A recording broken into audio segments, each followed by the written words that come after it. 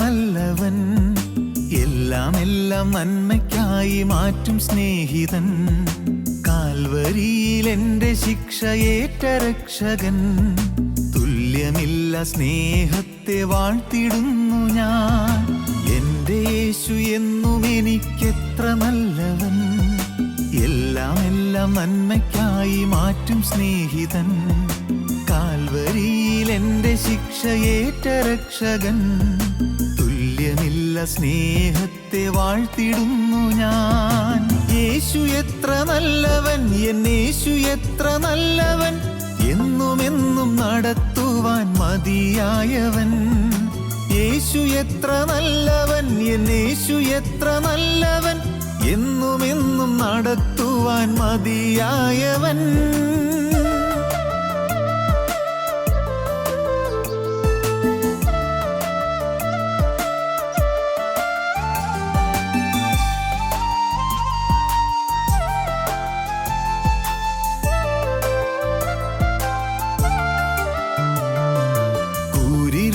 താഴ്വരയിൽ ദീപമായവൻ, ആർത്തനായി വിതുമ്പിയപ്പോൾ മിഴി തുടച്ചവൻ.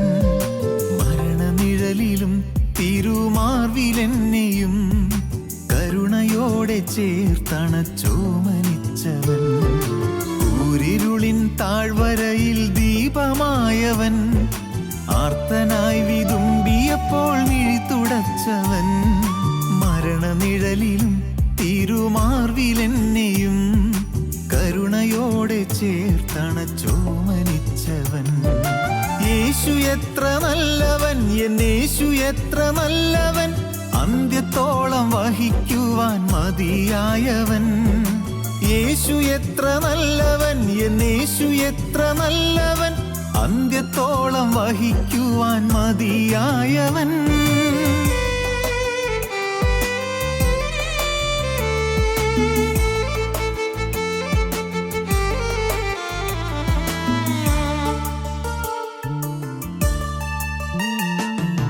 അനുഗ്രഹങ്ങൾ അനവരതം അനുഭവിക്കയിൽ, കാണുന്നതിൻ മറുവിലയാമരക്കുരിശതിൽ.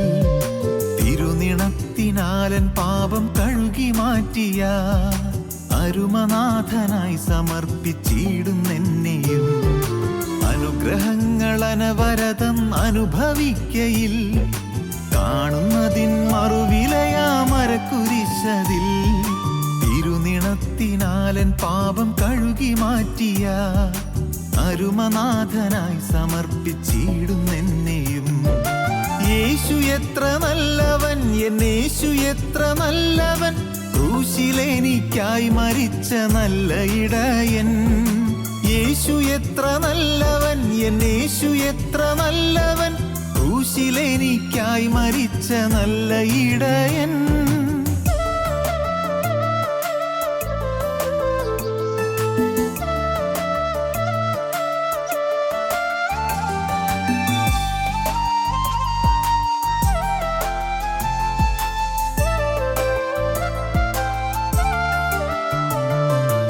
ആശയറ്റ ജീവിതത്തിൻ കാർമുകിൽ നീക്കി, പ്രത്യാശ ഇന്നൽ മാറിവില്ല എന്നിലുദിച്ച നാഥനൊരുക്കിയിടുന്നൊരു വീടെനിക്കുണ്ട്. കാണുമെൻ്റെ പ്രിയരെ ആ സ്നേഹതീരത്തിൽ. ആശയറ്റ ജീവിതത്തിൻ കാർമുകിൽ നീക്കി, പ്രത്യാശ ഇന്നൽ മാറിവില്ല എന്നിലുദിച്ച നാഥനൊരുക്കിയിടുന്നൊരു വീടെനിക്കുണ്ട്. കാണുമെൻ്റെ പ്രിയരെ ആ സ്നേഹതീരത്തിൽ. യേശു എത്ര നല്ലവൻ, എന്നേശു എത്ര നല്ലവൻ, വേഗമെന്നെ ചേർക്കാനെത്തും സ്നേഹമണാളൻ. യേശു എത്ര നല്ലവൻ, എന്നേശു എത്ര നല്ലവൻ, വേഗമെന്നെ ചേർക്കാനെത്തും സ്നേഹമണാളൻ. എൻ്റെ യേശു എന്നും എനിക്കെത്ര നല്ലവൻ, എല്ലാം നന്മയ്ക്കായി മാറ്റും സ്നേഹിതൻ. കാൽവരിയിൽ എൻ്റെ ശിക്ഷയേറ്റ രക്ഷകൻ, തുല്യമില്ല സ്നേഹത്തെ വാഴ്ത്തിടുന്നു ഞാൻ. യേശു എത്ര നല്ലവൻ, എന്നേശു എത്ര നല്ലവൻ, എന്നുമെന്നും നടത്തുവാൻ മതിയായവൻ. യേശു എത്ര നല്ലവൻ, എന്നേശു എത്ര നല്ലവൻ, അന്ത്യത്തോളം വഹിക്കുവാൻ മതിയായവൻ. യേശു എത്ര നല്ലവൻ, എന്നേശു എത്ര നല്ലവൻ, ക്രൂശിലെനിക്കായി മരിച്ച നല്ല ഇടയൻ. യേശു എത്ര നല്ലവൻ, എന്നേശു എത്ര നല്ലവൻ, വേഗം എന്നെ ചേർക്കാനെത്തും സ്നേഹമണാളൻ. ഞങ്ങളും ക്രൂശിക്കപ്പെട്ട ക്രിസ്തുവിനെ പ്രസംഗിക്കുന്നു. ദൈവ തിരുനാമത്തിന് മഹത്വം ഉണ്ടാകട്ടെ. ദാനിയേൽ പ്രവാചകന്റെ പുസ്തകം 10-ാം അധ്യായം 19-ാം വാക്യം. ഏറ്റവും പ്രിയ പുരുഷ, ഭയപ്പെടേണ്ട, നിനക്ക് സമാധാനം, ബലപ്പെട്ടിരിക്കുക, ബലപ്പെട്ടിരിക്കുക എന്ന് പറഞ്ഞു. അവൻ എന്നോട് സംസാരിച്ചപ്പോൾ ഞാൻ ബലപ്പെട്ടു. യജമാനെ സംസാരിക്കണമേ, നീ എന്നെ ബലപ്പെടുത്തിയിരിക്കുന്നുവല്ലോ എന്ന് പറഞ്ഞു. ദൈവം ഈ തിരുവചനത്തിൽ ഓരോ ദൈവ മക്കളെയും വിളിക്കുന്ന ചില പദങ്ങൾ നമുക്ക് കാണാം. നോഹയെ ദൈവം വിളിക്കുന്നത് ഈ തലമുറയിലെ നീതിമാൻ എന്നാണ്. എന്തൊരു പദവി! എന്തുമാത്രം ആളുകളുള്ള കാലമാണ്, എത്രയെത്ര ജനങ്ങളുള്ള ഒരു സമൂഹമാണ്. ഈ തലമുറയിൽ ഞാൻ നിന്നെ നീതിമാനായി കണ്ടിരിക്കുന്നു.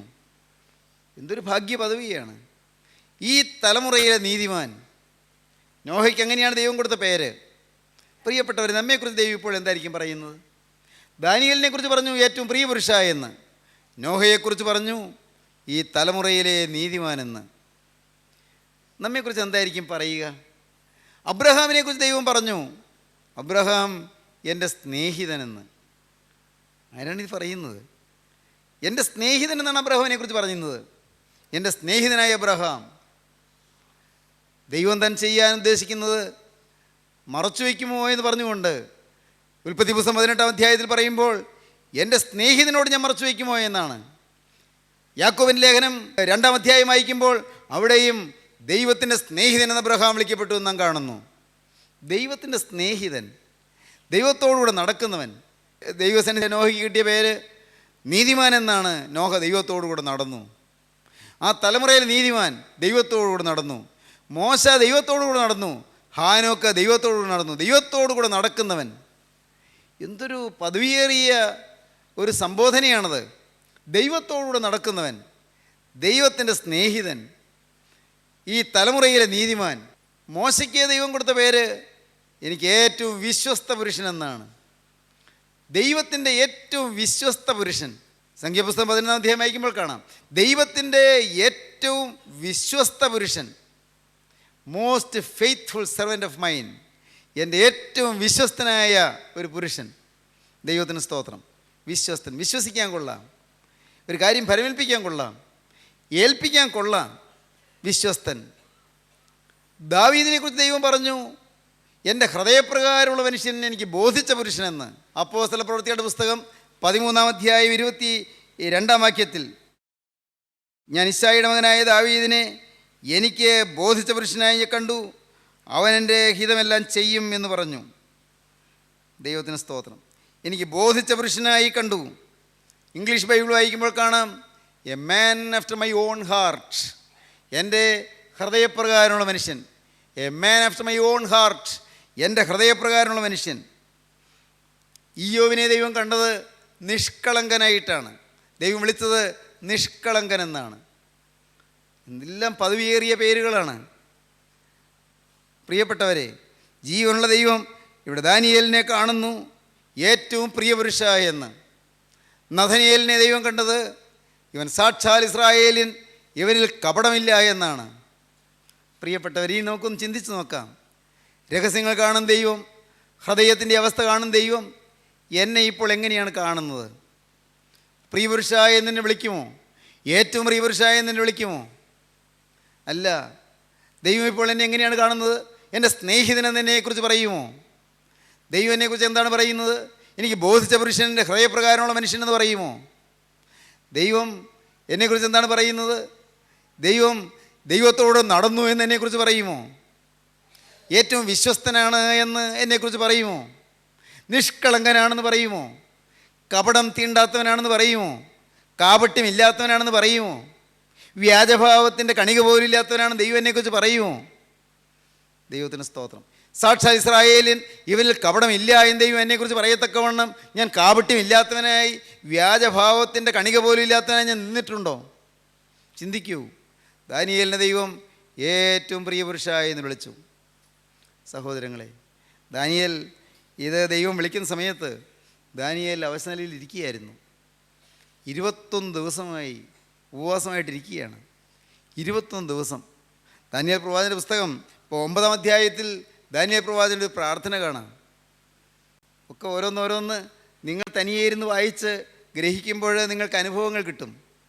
ഞാൻ ഒരിക്കൽ ദാനിയേൽ പ്രവാചകൻ്റെ പുസ്തകം 9-ാം അധ്യായം വായിച്ചു, എസ്രായുടെ പുസ്തകം 9-ാം അധ്യായം വായിച്ചു, നെഹമ്യാവിൻ്റെ പുസ്തകം 9-ാം അധ്യായം വായിച്ചു. ഇത് മൂന്നും വായിച്ച് പിന്നെയും വായിച്ചു. അന്ന് ഞാൻ കരഞ്ഞുപോയി. എൻ്റെ കർത്താവേ, വിശുദ്ധന്മാരായ ദൈവജനം പ്രാർത്ഥിച്ചത് എങ്ങനെയാണ്? അവർ സ്വന്തം പാവം ഏറ്റുപറഞ്ഞിട്ടാണ് പ്രാർത്ഥന. ഞാൻ പാവം ചെയ്തു എന്നാണ് പറയുന്നത്, ഞങ്ങൾ പാവം ചെയ്തു എന്നാണ് പറയുന്നത്. എസ്രാ പാവം ചെയ്തതായി കാണുന്നില്ല, നെഹമ്യാവ് പാവം ചെയ്തതായി കാണുന്നില്ല, ദാനിയേൽ പാവം ചെയ്തതായി കാണുന്നില്ല. പക്ഷേ അവർ പ്രാർത്ഥിച്ചപ്പോൾ, കർത്താവേ, ഞങ്ങൾ പാവം ചെയ്തു, ഞങ്ങൾ വികലമായി നടന്നു, ഞങ്ങൾ നിൻ്റെ വചനം അനുസരിച്ചില്ല. ജനത്തിൻ്റെ പാപം സ്വയമേവ ഏറ്റെടുത്തുകൊണ്ട്, ജനത്തിനു വേണ്ടി ഇടനില നിന്നുകൊണ്ട്, വേദപുസ്തകപ്രകാരമുള്ള ഭാഷ പറയുമ്പോൾ ജനത്തിനു വേണ്ടി ഇടിവിൽ നിന്നുകൊണ്ട് മധ്യസ്ഥത വഹിച്ചുകൊണ്ട് പ്രാർത്ഥിക്കുകയാണ്. ഞാൻ നീതിമാൻ, ഈ ജനമെല്ലാം നീതി കെട്ടവരെന്നല്ല. കർത്താവേ, ഞങ്ങൾ പാപികൾ, ഞങ്ങൾ പാപം ചെയ്തു. ദാനിയേൽ അങ്ങനെയാണ് പ്രാർത്ഥിച്ചത്. ദാനിയേലിൻ്റെ പുസ്തകം 9-ാം അധ്യായം വായിക്കുമ്പോൾ കാണാം, ഞങ്ങൾ പാപം ചെയ്തു, ജനം പാപം ചെയ്തു. ജനം ദൈവത്തിൽ നിന്ന് അകന്നുപോയി, ദൈവത്തെ നിഷേധിച്ചു പോയി, സത്യദൈവത്തിൻ്റെ മാർഗത്തെ അവർ ചേർന്ന് നിൽക്കാതെ എതിർത്തുപോയി. ജനം പാപം ചെയ്തു പോയി. അതിൻ്റെ ശിക്ഷ ജനം ഇപ്പോൾ ഏറ്റെടുക്കുകയാണ്. കർത്താവേ, ഞങ്ങൾ പാപം ചെയ്തു, ജനം പാപം ചെയ്തു എന്നല്ല ദാനിയേൽ പറയുന്നത്. പ്രിയപ്പെട്ടവരെ, നമ്മുടെ പ്രാർത്ഥന ദൈവസന്നിധിയിലേക്ക് ചെല്ലണമെങ്കിൽ നാം ദൈവസന്നിധിയിൽ പ്രാർത്ഥിക്കുമ്പോൾ നമ്മുടെ ഹൃദയത്തെയും തുറക്കണം. നമ്മുടെ ജീവിതത്തിൻ്റെ പാകപ്പിഴകൾ അത് നാം തിരിച്ചറിയാൻ സാധിക്കണം. പാപത്തിൻ്റെ പ്രവൃത്തി വരാത്തപ്പോഴും, കർത്താവേ, ഞാൻ എൻ്റെ സ്വഭാവത്തിൽ പാപിയാണെന്ന് സമ്മതിക്കാനുള്ള വിനയം നമുക്കുണ്ടാകണം. എൻ്റെ രക്തത്തിൽ, എൻ്റെ നേച്ചറിൽ പാപമുണ്ട് എന്ന് ഉള്ളം കൊണ്ട് അംഗീകരിക്കാൻ നമുക്ക് സാധിക്കണം. ചിലർ പാപത്തിൻ്റെ പ്രവൃത്തി ചെയ്തു, ചിലർ പാപത്തിൻ്റെ വാക്ക് പറഞ്ഞു, ചിലർ പാപത്തിൻ്റെ ചിന്ത പുലർത്തി. ഞാനോ ഭാഗ്യവശാൽ പ്രവൃത്തിയിലേക്ക് പോയില്ല, ഞാനോ ഭാഗ്യവശാൽ വാക്കിൽ പാപം ചെയ്തില്ല. എൻ്റെ ദൈവമേ, നിൻ്റെ കൃപയാൽ ചീത്ത ചിന്തകൾക്ക് പോലും ഇടം കൊടുക്കാതിരിക്കാൻ കഴിഞ്ഞു. നല്ലത്. എന്നാൽ കർത്താവേ, എൻ്റെ രക്തത്തിൽ ഇതെല്ലാം ഉണ്ടായിരുന്നു, എൻ്റെ സ്വഭാവത്തിൽ ഇതെല്ലാം ഉണ്ടായിരുന്നു. മത്സര സ്വഭാവമുണ്ട്, ഭിന്നതയുടെ സ്വഭാവമുണ്ട്, വഴക്കടിക്കുന്ന സ്വഭാവമുണ്ട്, സ്വാർത്ഥതയുടെ സ്വഭാവമുണ്ട്. എൻ്റെ ചിന്താഗതിയോട് ചേർന്ന് വരാത്തവരോട് ഉള്ളം കൊണ്ട് എതിർക്കുന്ന ചിന്താഗതിയുണ്ട്. എൻ്റെ ദൈവമേ, എൻ്റെ അഭിപ്രായത്തിന് വഴങ്ങാത്തവരെ ഉള്ളം കൊണ്ട് ചോദ്യം ചെയ്യുന്ന ചിന്താഗതിയുണ്ട്. എൻ്റെ കർത്താവേ, എൻ്റെ ഹൃദയത്തിൽ തിന്മകളും പാവങ്ങളും ഉണ്ട്. അല്ല, ഞാൻ പാപത്തിൻ്റെ പ്രവൃത്തി ചെയ്യാത്തപ്പോഴും എന്നിൽ പാപത്തിൻ്റെ വാക്കുകൾ വരുന്നുണ്ട്. അല്ല, ഞാൻ പാപത്തിൻ്റെ വാക്ക് പറയാത്തപ്പോഴും എന്നിൽ പാപത്തിൻ്റെ ചിന്തകൾ വരുന്നുണ്ട്. നാഥാ, ഞാനും പാപി. ദൈവസന്നിധിയിൽ പ്രാർത്ഥന ചെല്ലണമെങ്കിൽ ഞാൻ പാപി എന്നുള്ള അംഗീകരിക്കണം. ഇന്ന് അനേകം ദൈവമക്കൾ, ക്ഷമിക്കണം, നിങ്ങൾ അനേകം പേര് പരീശന്മാരായിരിക്കുകയാണ്. വചനം അറിയാം, വചനം ധാരാളം കേട്ടു, കുറേ ചീർപ്പിക്കുന്ന അറിവ് നിങ്ങൾ സമ്പാദിച്ചു. വെള്ള തേച്ച ശവക്കല്ലറയ്ക്ക് തുല്യമായി കഴിയുകയാണ്. അകത്ത് ചീഞ്ഞിരിക്കുന്നു എന്നുള്ളത് കാണാതെ പുറമേ കുഴപ്പമൊന്നുമില്ലല്ലോ എന്ന് സംതൃപ്തിപ്പെട്ട് അങ്ങനെ സമാധാനമായി കഴിയുകയാണ്. മറ്റുള്ളവരെ പഠിപ്പിക്കാൻ അറിയാം, മറ്റുള്ളവരെക്കുറിച്ച് അഭിപ്രായം പറയാൻ അറിയാം, മറ്റുള്ളവർക്ക് വേദവാക്യങ്ങൾ പറഞ്ഞു കൊടുക്കാൻ അറിയാം, പ്രയാസപ്പെടുന്നവർക്ക് ഏത് വാക്യമാണ് പറഞ്ഞു കൊടുക്കേണ്ടതെന്നറിയാം. പല അറിവുകളുമുണ്ട്, പക്ഷേ അനുഭവമില്ല, പാപബോധമില്ല, കുറ്റബോധമില്ല, തകർന്ന ഹൃദയമില്ല, അനുതാപമുള്ള മനസ്സില്ല. പ്രിയപ്പെട്ടവരെ, ശരിയാണോ? നിങ്ങൾ ചിന്തിക്ക്. ഹൃദയം തഴമ്പിച്ചൊരു അനുഭവത്തിലല്ലേ പലരും ഇരിക്കുന്നത്? വചനം കേട്ടാൽ ഉള്ളു തകരാത്തതുപോലല്ലേ ഇരിക്കുന്നത്? വചനം കേൾക്കുമ്പോൾ അപ്പോൾ ചില വൈകാരികമായ ചലനങ്ങളൊക്കെ ഉണ്ടായാൽ പോലും ആന്തരികമായ ചലനങ്ങൾ ഉണ്ടാകാതല്ലേ ഇരിക്കുന്നത്? പുറമേ ഒരു ഹല്ലേലൂയ എന്നോ പ്രൈസ് ദി ലോർഡ് എന്നോ സ്തുതി എന്നോ ഒച്ചപ്പാടുകളുണ്ടായാലും അകത്ത് വിശുദ്ധിയുടെ കണികയില്ലാതല്ലേ ഇരിക്കുന്നത്? ഇന്നും ചില പരിഭവങ്ങളും ചില പെറുവിറുപ്പുകളും അകത്തിരിക്കുന്നില്ലേ? ഇന്നും നിങ്ങൾക്ക് ചില വഴക്കുകളും പിണക്കങ്ങളും നിങ്ങളുടെ അകത്തില്ലേ? ഇന്നും പ്രിയപ്പെട്ടവരെ നിങ്ങൾ ചിന്തിക്കൂ, ചില സ്ഥാനമോഹങ്ങളും ചില പദവിക്ക് വേണ്ടിയുള്ള ആഗ്രഹങ്ങൾ നിങ്ങൾക്കില്ലേ? ഓർത്തു നോക്കൂ, നിഷ്കളങ്കവും നിസ്വാർത്ഥവുമാണോ നിങ്ങളുടെ ലാക്ക്? യേശുക്രിസ്തുവിൻ്റെ മഹത്വമാണോ ലക്ഷ്യം? എൻ്റെ പ്രസംഗം, എൻ്റെ ശുശ്രൂഷ, എൻ്റെ കൂട്ടായ്മ, ഇങ്ങനെയുള്ളതായ ഒരു സ്വാർത്ഥത നിങ്ങളെ പിടികൂടിയിട്ടില്ലേ? എൻ്റെ ദൈവമേ, എൻ്റെ യേശുവിൻ്റെ മഹത്വം സഭാഭേദം കൂടാതെ സമുദായ വ്യത്യാസം കൂടാതെ യേശുക്രിസ്തുവിൻ്റെ മഹത്വത്തിന് വേണ്ടി ഇറങ്ങിപ്പുറപ്പെടുന്ന ആരോടും ഉള്ളം കൊണ്ട് ഒരു ഐക്യവും സ്നേഹവും അടുപ്പവും ആത്മീയമായ കൂട്ടായ്മയുടെ ബന്ധവും പുലർത്തുവാനുള്ളതായ അദമ്യമായ ആഗ്രഹം പ്രിയപ്പെട്ടവരെ ചിന്തിക്കൂ. അത് നിങ്ങൾ പുലർത്തുന്നുണ്ടോ? ദൈവത്തിൻ്റെ കരങ്ങളിലേക്ക് നിങ്ങൾ ഏൽപ്പിച്ചു എന്നുള്ളതായി ഉറപ്പ് നിങ്ങൾക്കുണ്ടോ? ഇന്നും ചില അഹമ്മതികൾ അല്ലെങ്കിൽ അഹങ്കാരങ്ങൾ, അഹന്തകൾ നിങ്ങളെ പരിഭരിക്കുന്നില്ലേ? ഓർത്തു നോക്കൂ സഹോദരങ്ങളെ, ഞാൻ ദൈവസന്നിധിയിൽ വിനയപ്പെടുകയാണ്. ഞാനിത് പറഞ്ഞുകൊണ്ടിരിക്കുമ്പോൾ ഞാൻ കർത്താവിന് മുമ്പിൽ ചുരുളുകയാണ്. കർത്താവിൻ്റെ സന്നിധിയിൽ ഞാൻ വിനയത്തോടെ, എൻ്റെ കർത്താവേ, നീ എന്നോട് കരുണ ചെയ്യണമേ, എൻ്റെ ഉള്ളിൽ മറഞ്ഞു കിടക്കുന്ന പാവങ്ങൾ എനിക്ക് കാണിച്ചു തരണമേ എന്ന് ഞാനും പ്രാർത്ഥിക്കുകയാണ്. ദൈവത്തിന് സ്തോത്രം. ഈ അടുത്ത സമയങ്ങളിൽ കരുണയുള്ള കർത്താവ് എനിക്ക് തന്ന ഒരു വലിയ മഹാഭാഗ്യം നിങ്ങൾ തുറന്നു പറയട്ടെ. ചില പ്രയാസങ്ങൾ വന്നു. ദൈവത്തിന് സ്തോത്രം. കാലം എൻ്റെ ശരീരത്തിൻ്റെ ആയുസ് തീരാൻ പോവുകയാണെന്ന് തോന്നി. ആ സമയത്ത് ഞാൻ ഏകാന്തത്തിലിരുന്ന് ദൈവത്തോട് പറഞ്ഞു, കർത്താവേ, ഇപ്പോഴാണ് നിൻ്റെ രണ്ടാമത്തെ വരവെങ്കിൽ, അല്ല ഇപ്പോഴാണ് മരണം വന്ന് പിടികൂടുന്നതെങ്കിൽ, നിൻ്റെ സന്നിധിയിൽ ഞാൻ എത്തുന്നതിന് തടസ്സമായി എനിക്ക് എന്തെല്ലാം ഉണ്ട്, നീ എനിക്കൊന്ന് കാണിച്ചു തരണമേ എന്ന് ഞാൻ പ്രാർത്ഥിച്ചു. ദൈവത്തിന് സ്തോത്രം. നിത്യശോഭന തീരത്ത് എത്തുന്നതിന് തടസ്സമായി എനിക്ക് എന്തെല്ലാം ഉണ്ട് എന്ന് എൻ്റെ കരുണയുള്ള കർത്താവേ, നീ എനിക്ക് കാണിച്ചു തരണമേ എന്ന് ഞാൻ എളിമയോടെ പ്രാർത്ഥിച്ചു. അനേകം കാര്യങ്ങൾ കർത്താവ് എനിക്ക് കാണിച്ചു തന്നു. ഞാൻ നീതിമാനായിട്ടല്ല പ്രിയപ്പെട്ടവരെ നിങ്ങളുടെ മുമ്പിൽ നിൽക്കുന്നത്, ഞാൻ തികഞ്ഞവനായിട്ടല്ല നിൽക്കുന്നത്, ഞാൻ എല്ലാ വിധത്തിലും തകർന്നവനായിട്ടാണ് നിൽക്കുന്നത്. എനിക്ക് അഭിമാനിക്കാനൊന്നുമില്ല, എനിക്ക് അല്പം പോലും പ്രശംസിക്കാനൊന്നുമില്ല. പ്രിയപ്പെട്ടവരെ, പഴയ പാരമ്പര്യത്തിൻ്റെ കണക്കൊന്നും പറയാനില്ല. പഴയ പൂർവികന്മാരുടെ കാലത്ത് ഞാൻ ആത്മീയമായ തലമുറയാണെന്ന് പറയാനും എൻ്റെ കയ്യിൽ വശമില്ല. 2 നേരവും നമസ്കാരം ചൊല്ലും, എല്ലാ ആഴ്ചയും പള്ളിയിൽ പോകും, എല്ലാ നോമ്പും നോക്കും, വളരെ കൃത്യമായി ചട്ടംകെട്ടുകളെല്ലാം ആചരിക്കും, പള്ളിക്ക് കൊടുക്കേണ്ടതെല്ലാം കൊടുക്കും, പട്ടക്കാരെയും മേൽപ്പട്ടക്കാരെയും ആദരവും ബഹുമാനവുമാണ്. അങ്ങനെയെല്ലാം ജീവിച്ച് ഒരു മാനമര്യാദയായി കഴിയുന്നു എന്നുള്ള അഭിമാനത്തിൽ കഴിഞ്ഞുപോയ ഒരു കുടുംബമാണ് ഞങ്ങളുടെ കുടുംബം. പ്രിയപ്പെട്ടവരെ, എന്നാൽ പാപമുണ്ട് എന്നറിഞ്ഞില്ല, ഞാനും അറിഞ്ഞില്ല, മറ്റുള്ളവരും അറിഞ്ഞില്ല. യാതൊരു ആത്മീയ പാരമ്പര്യവും ഇല്ലാത്തൊരു കുടുംബം. നമസ്കാരം ചൊല്ലലും നോമ്പ് നോക്കലും ചില ചടങ്ങുകൾ ആചരിക്കലും പള്ളിപ്പെരുന്നാളിന് പോകലും ചില വഴിപാടുകൾ കഴിക്കലും അതെല്ലാമായിട്ട് എല്ലാം തീർന്നു പോയൊരു ആത്മീയം.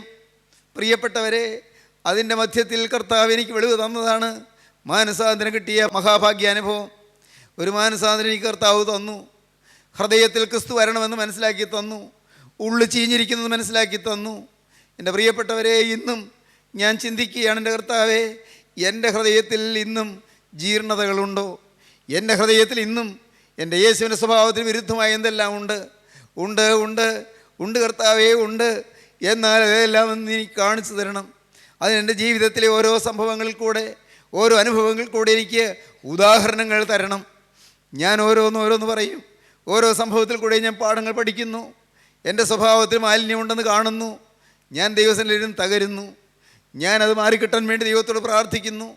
എൻ്റെ സഹോദരങ്ങളെ, ഞാൻ നിങ്ങളോട് വീണ്ടും പറയട്ടെ, ഞാൻ തികഞ്ഞവനായില്ല. വിശുദ്ധിയുടെ പാതയിലേക്ക് കർത്താവ് കരുണയാൽ പിടിച്ചുകൊണ്ട് വന്നു. അവൻ കൊണ്ടുവന്ന് നിർത്തി. എൻ്റെ ദൈവമേ, ഇനിയും ബഹുദൂരം ഓടാനുണ്ട്. Miles to go before I sleep എന്ന് അന്ന് ആ ഇംഗ്ലീഷ് കവി പാടിയില്ലേ, റോബർട്ട് ഫ്രോസ്റ്റ് പാടിയില്ലേ? അതുപോലെ miles to go before I sleep. ഒട്ടേറെ ഇനിയും യാത്ര ചെയ്യാനുണ്ട്. The woods are lovely dark and deep. അതേ, എല്ലാം കാണാൻ നല്ല ചന്തമുള്ളവയാണ്. നല്ല നിബിഡമായ വനപ്രദേശങ്ങളാണ്. എല്ലാം മനോഹരമാണ്, കാണാൻ ചന്തമുള്ള നല്ല പ്രകൃതി രാമണീയത്വം പുലർത്തുന്ന പ്രദേശങ്ങളാണ്. എല്ലാം നല്ലതാണ്, കണ്ടു നിൽക്കാൻ വകയുള്ളതെല്ലാം ഉണ്ട്. പക്ഷേ കവി അത് നോക്കി, പെട്ടെന്ന് കവി ഓർത്തു, അയ്യോ, ഞാനിത് നോക്കി നിന്നാൽ, ഈ പ്രകൃതിയുടെ ലാവണ്യം കണ്ടു നിന്നാൽ എനിക്കിനിയും വലിയ ഓട്ടം ഓടി തീർക്കാനുണ്ടല്ലോ. The woods are lovely dark and deep, but miles to go before I sleep. Miles to go before I sleep. പ്രിയപ്പെട്ടവരെ, എനിക്ക് ഉറങ്ങുന്നതിന് മുൻപ് എൻ്റെ ദൈവമേ, എനിക്ക് ഉറങ്ങുന്നതിന് മുൻപ് ദൂരയാത്ര ചെയ്ത് തീർക്കാനുണ്ട്. എൻ്റെ ദൈവത്തിന് സ്തോത്രം. ദൈവത്തിൻ്റെ വലിയ നാമം മഹത്വപ്പെടട്ടെ. പണ്ഡിറ്റ് ജി അവസാനമായി എഴുതിയ ഡയറി കുറിപ്പ് ഇങ്ങനെയായിരുന്നു. സ്വതന്ത്ര ഭാരതത്തിൻ്റെ പ്രധാനമന്ത്രിയായിരുന്ന പണ്ഡിറ്റ് ജവഹർലാൽ നെഹ്റു അദ്ദേഹം മരിക്കുന്നതിന് തൊട്ട് തലേ ദിവസം അദ്ദേഹം എഴുതിയതായ ഡയറി കുറിപ്പ് അങ്ങനെയായിരുന്നു: miles to go before I sleep. പ്രിയപ്പെട്ടവരെ, നിങ്ങളോട് പറയട്ടെ, ഞാനും ഈ അടുത്ത സമയങ്ങളിൽ അങ്ങനെയൊക്കെ ചിന്തിക്കും. കർത്താവേ, മരിക്കുന്നതിന് മുൻപ് 2 കാര്യങ്ങൾ നീ എനിക്ക് സാധിപ്പിച്ചു തരണം. ഈ ഭൂമിയിൽ നിന്ന് മാറ്റപ്പെടുന്നതിന് മുൻപ് 2 കാര്യങ്ങൾ എനിക്ക് സാധിപ്പിച്ചു തരണം. 1, വിശുദ്ധിയെ തേക്കണം. 2, വേല തേക്കണം. നിൻ്റെ ഒരു വിശുദ്ധനായി എനിക്ക് ജീവിച്ച് കാലം തികച്ചിട്ട് നീ എന്നെക്കുറിച്ച് ആഗ്രഹിച്ച വേലയെല്ലാം പൂർത്തീകരിച്ച് എനിക്ക് നിൻ്റെ സന്നിധിയിലേക്ക് പറന്നു വരണം. ദൈവത്തിന് സ്തോത്രം. നല്ല ആഗ്രഹമല്ലേ അത്? ഞാൻ ദൈവത്തോട് ചോദിച്ചു, കർത്താവേ, ഇത് നീ ആഗ്രഹിക്കുന്ന ഒരു നല്ല കാര്യമല്ലേ? എന്നെക്കുറിച്ചല്ല, എല്ലാവരെക്കുറിച്ച് നീ ആഗ്രഹിക്കുന്ന ഒരു നല്ല കാര്യമല്ലേ? നല്ല കാര്യം ഞാൻ ചോദിച്ചാൽ നീ എനിക്ക് തരാതിരിക്കുമോ? കർത്താവേ, പലതും ദോഷമായത് ചോദിച്ചിട്ട് പോലും നീ എനിക്ക് തന്നിട്ടുണ്ട്. ചോദിച്ചൊന്നും വിലക്കിയില്ല. എൻ്റെ ആദരങ്ങളുടെ യാതൊന്നും നിഷേധിച്ചില്ല. എൻ്റെ പ്രാർത്ഥനയ്ക്ക് നീ മറുപടി തരാതിരുന്നില്ല. അതുകൊണ്ട് ഈ കാര്യം നീ തന്നേ പറ്റൂ. ഞാൻ ചോദിക്കും. ദൈവത്തിന് സ്തോത്രം. ഞാൻ ചോദിച്ചു കൊണ്ടിരുന്നു. ദൈവത്തിൻ്റെ വലിയ നാമം മഹത്വപ്പെടട്ടെ. പ്രിയപ്പെട്ടവരെ, ദൈവത്തിന് സ്തോത്രം. നിങ്ങളും കണ്ടുപിടിക്കണം. നിങ്ങളുടെ പാപങ്ങൾ നിങ്ങൾ കണ്ടുപിടിക്കണം. നിങ്ങളുടെ ജീവിതത്തിലെ തെറ്റുകൾ നിങ്ങൾ കണ്ടുപിടിക്കണം. പ്രാർത്ഥനാർത്ഥവത്തായി തീരണം. സ്വന്തം പാപം ഏറ്റുപറഞ്ഞുകൊണ്ട് ജനത്തിന് വേണ്ടി ജനത്തിൻ്റെ പാപവും വഹിച്ചുകൊണ്ട് ദാനിയേൽ ചെന്നതുപോലെ നിങ്ങൾ അനേകരെ വഹിച്ചുകൊണ്ട് ചെല്ലണം. സാറാ ഹിഗിൻസ് എന്ന് പറയുന്ന ഒരു മഹതിയെക്കുറിച്ച് ഞാൻ വായിച്ചു. ആ മഹതി 200 പേർക്ക് വേണ്ടി ദിവസവും പ്രാർത്ഥിക്കുമായിരുന്നു. 200 സുവിശേഷകർക്ക് വേണ്ടി തന്നെയല്ല, അവർക്ക് വേണ്ടി പ്രാർത്ഥിക്കുക മാത്രമല്ല, ആണ്ടിലൊരിക്കൽ അവർക്ക് ഓരോരുത്തർക്കും എഴുത്തെഴുതുമായിരുന്നു. 200 പേർക്ക് ആണ്ടിലൊരിക്കൽ ഒരെഴുത്ത് വീതം ഇവർക്കെല്ലാം ചെല്ലുമായിരുന്നു. അവർക്ക് വേണ്ടി പ്രാർത്ഥിക്കുമായിരുന്നു. എന്നാലും ആ സ്ത്രീ ആരാണെന്നറിയാമോ? അവർ ഈ കാല് 2 ഒരു അപകടം പറ്റി മുറിച്ച് കളഞ്ഞ സ്ത്രീയാണ്. 2 കാലുമില്ല. പാവം. പ്രിയപ്പെട്ടവരെ, 2 കാലം നഷ്ടപ്പെട്ടൊരു സ്ത്രീ. കാർമേഘവും പ്രകാശവും എന്ന പേരിൽ അവരൊരു പുസ്തകം എഴുതി. ഇതെന്തൊരു അതിശയം! കാർമേഘവും പ്രകാശവും. ആ പുസ്തകം അവരെഴുതി. പുസ്തകം വിശ്വപ്രസിദ്ധമായൊരു പുസ്തകമാണ്, കാർമേഘവും പ്രകാശവും. എന്നാൽ ആ സ്ത്രീ ഈ ദൈവമക്കൾക്ക് 200 സുവിശേഷകർക്ക് വേണ്ടി നിരന്തരം പ്രാർത്ഥിച്ചു കൊണ്ടിരുന്നു. എൻ്റെ സഹോദരങ്ങളെ, നിങ്ങൾക്കറിയാമോ, ഇംഗ്ലണ്ടിലെ വെയിൽസിൽ ഉണർവുണ്ടായപ്പോൾ ആ ഉണർവിൻ്റെ രംഗത്ത് വന്ന് പ്രസംഗിച്ച ദൈവദാസനല്ല ഉണർവിനെ ദൈവമുഖാന്തരമാക്കിയത് 2 പാവപ്പെട്ട സ്ത്രീകൾ അവിടെ നാളുകളിരുന്ന് കരഞ്ഞുകൊണ്ടിരുന്നു. കർത്താവേ, ഞങ്ങളുടെ നാട്ടിൽ ഉണർവയക്കണമേ എന്ന്, ഞങ്ങളുടെ നാട്ടിൽ ഉണർവയക്കണമേ എന്ന്. നിങ്ങൾ പ്രാർത്ഥിക്കാറുണ്ടോ? ഞങ്ങളുടെ കൂട്ടായ്മയെ ഒന്ന് ഉണർത്തണമേ എന്ന്, ഞങ്ങളുടെ ഈ സംഘത്തെ ഒന്ന് ഉണർത്തണമേ എന്ന്, ഞങ്ങളുടെ ഈ സമൂഹത്തെ ഒന്ന് ഉണർത്തണമേ എന്ന് നിങ്ങൾ പ്രാർത്ഥിക്കാറുണ്ടോ? എൻ്റെ കർത്താവേ, എന്നെ നീ ഒന്ന് ഉണർത്തണമേ നിങ്ങൾ പ്രാർത്ഥിക്കാറുണ്ടോ?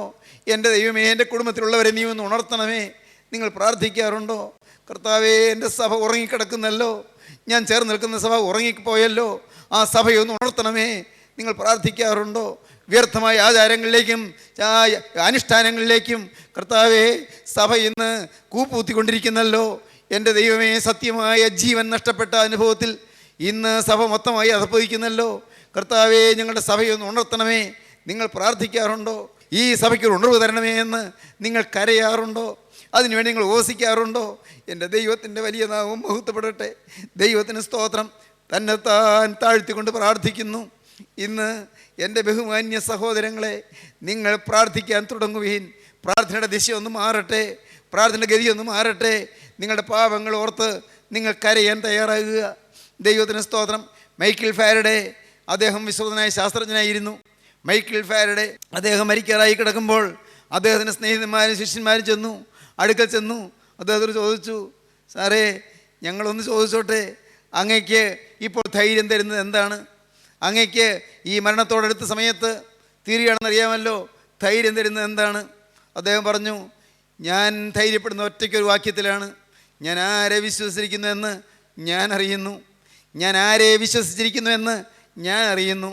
അവൻ എൻ്റെ ഉപനിധി, ആ ദിവസം വരെ സൂക്ഷിപ്പാൻ ശക്തനെന്ന് ഞാൻ ഉറച്ചുമിരിക്കുന്നു.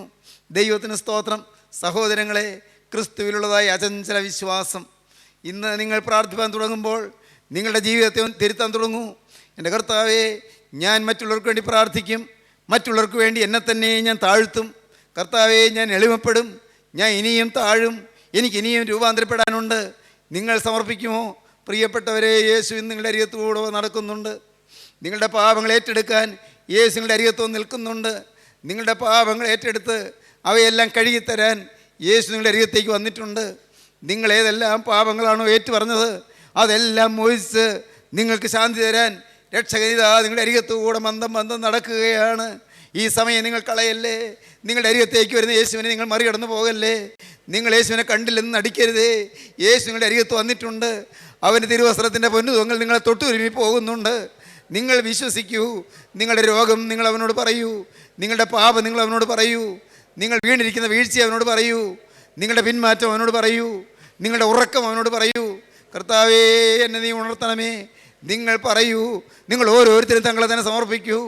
പ്രിയപ്പെട്ടവരെ, നമുക്കൊരു പുതിയ ഉണർവ് തുടങ്ങണം. നമുക്കൊരു പുതിയ ചൈതന്യം തുടങ്ങണം. പുതിയൊരാത്മീയ നമുക്ക് തുടങ്ങണം. നമുക്ക് നമ്മെ തന്നെ കണ്ട് കരയണം. നമ്മുടെ ഓരോരുത്തരുടെയും പാപങ്ങൾ കണ്ട് കരയണം. മറ്റുള്ളവർക്ക് വേണ്ടി നമുക്ക് പ്രാർത്ഥിക്കണം. സമൂഹത്തിൻ്റെ ഉപ്പായി നമുക്ക് നിൽക്കണം. സമൂഹത്തിൽ നമുക്ക് അനേകർക്ക് രുചി കൊടുക്കുന്ന വസ്തുവായി നമുക്ക് മാറണം. നമുക്ക് ദൈവകരങ്ങളിലേക്ക് നമ്മെ തന്നെ ഏൽപ്പിക്കാം. പാവമില്ലാത്തൊരു ജീവിതം നമുക്ക് തുടങ്ങാം. യേശുവിൻ്റെ തിരുരക്തം നിങ്ങളെ കഴുകട്ടെ. യേശുവിൻ്റെ തിരുരക്തം നിങ്ങളുടെ ബാധകൾ മാറ്റട്ടെ. യേശുവിൻ്റെ തിരുരക്തം നിങ്ങളുടെ ബന്ധനങ്ങൾ അഴിക്കട്ടെ. യേശുവിൻ്റെ തിരുരക്തം തടസ്സങ്ങൾ മാറ്റട്ടെ. യേശുവിൻ്റെ തിരുരക്തം നിങ്ങൾക്ക് പുതിയ ഉന്മേഷം തരട്ടെ. യേശുവിൻ്റെ തിരുരക്തം നിങ്ങളുടെ ഉള്ളത്തിലേക്ക് പകർന്ന് നിങ്ങളുടെ സിരകളിലൂടെ ഒഴുകി നിങ്ങൾക്ക് നവോന്മേഷം പകരട്ടെ. പുത്തൻ ചൈതന്യം നിങ്ങൾക്ക് തരട്ടെ. അനുഭവ സമ്പത്ത് നിങ്ങൾക്ക് തരട്ടെ. പൈശാചിക ശക്തികൾ വിഭ്രമിച്ച് മാറട്ടെ. പാമ്പുകളും തേളുകളും ഇറങ്ങി ഓടട്ടെ. യേശുവിൻ്റെ ആത്മാവ് ഇറങ്ങി വന്ന് പ്രവർത്തിക്കട്ടെ. എല്ലാവരെയും യേശു തഴുകട്ടെ. അനുഗ്രഹം പകരട്ടെ. കരുണയുള്ള കർത്താവിൻ്റെ കരങ്ങളിലേക്ക് നമ്മെ ഏൽപ്പിച്ചുകൊണ്ട് നമുക്ക് പ്രാർത്ഥിക്കാം. വാഴ്ത്തപ്പെട്ട ദൈവമേ, സ്നേഹം നിറഞ്ഞ വാഴ്ത്തപ്പെട്ട കരുണയുള്ള കർത്താവേ, ഈ മനോഹരമായ സമയത്തിനായി ഞങ്ങൾ നിന്നെ സ്തുതിക്കുന്നു. നിന്റെ ഈ വചനം കേട്ട് എല്ലാവരെയും ഇവിടുന്ന് അനുഗ്രഹിക്കണമേ. എല്ലാവരെയും തുടരണമേ. എല്ലാവരെയും വാഴ്ത്തണമേ. ബന്ധനങ്ങൾ അഴിക്കണമേ കർത്താവേ. ബാധകൾ നീക്കണമേ കർത്താവേ. പൈശാചികന്റെ സകലവിധമായ സ്വാധീനങ്ങളും മാറ്റണമേ കർത്താവേ. പാപക്കറകൾ കഴുകണമേ കർത്താവേ. കുടുംബങ്ങളിലേക്ക് സമാധാനം അയക്കണമേ കർത്താവേ. നീറിപ്പുകഞ്ഞിരിക്കുന്നവർക്ക് ആശ്വാസദായകരായി വന്ന് ഏറ്റവും പ്രിയപുരുഷ എന്ന് വിളിക്കുന്ന സൗഭാഗ്യം നൽകണമേ കർത്താവേ. എല്ലാ നന്മകളാലും നിറയ്ക്കണമേ. യേശുക്രിസ്തുവിൻ്റെ അൻപുള്ള നാമത്തിൽ തന്നെ. ആമീൻ. ഹല്ലേലൂയ.